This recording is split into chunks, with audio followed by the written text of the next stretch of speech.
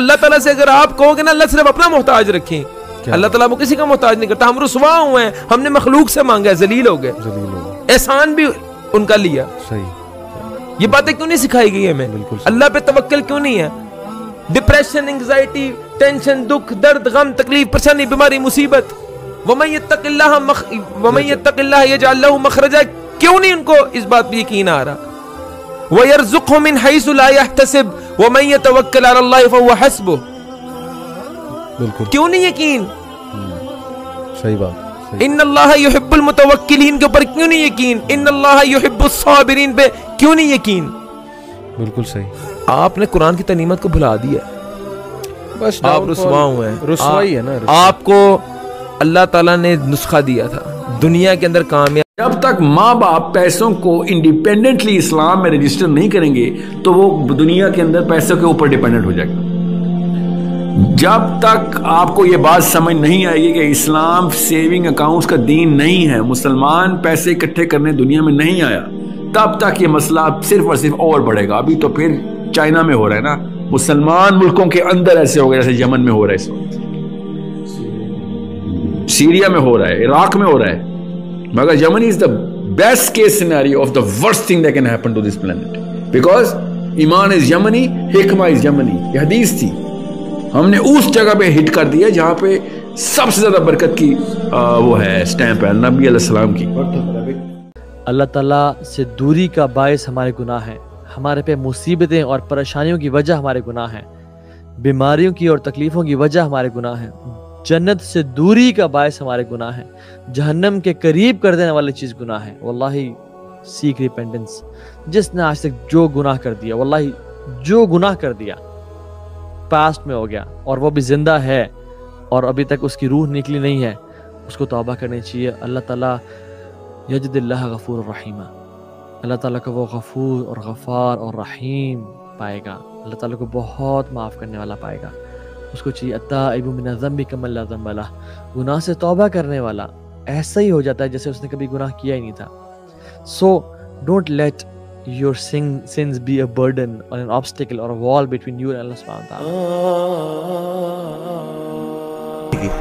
مسند احمد میں حدیث ہے، جس نے دکھلاوے کے لیے روزہ رکھا اس نے شرک کیا، جس نے دکھلاوے کے لیے نماز پڑھی اس نے شرک کیا، اور جس نے دکھلاوے کے لیے صدقہ کیا اس نے شرک کیا.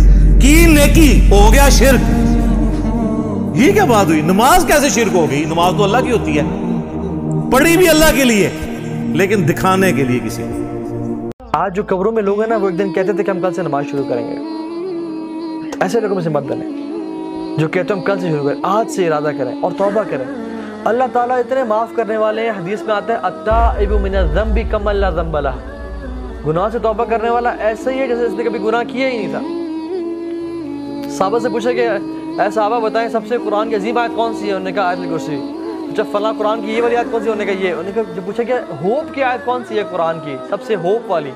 تو انہوں نے کہا قل یا عبادی الذین اسرفوا علی انفسہم لا تقنطوا من رحمت اللہ ان اللہ یغفر الذنوب جميعا.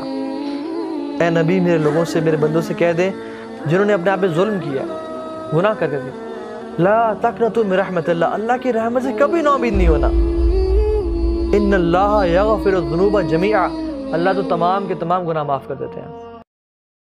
اتنا مرضی تم سوسائٹی کے آگے ایک بہتر انسان ہو، اگر تمہاری بیوی یا تمہارے گھر والے تم سے خوش نہیں ہیں، you are zero, you are worth less.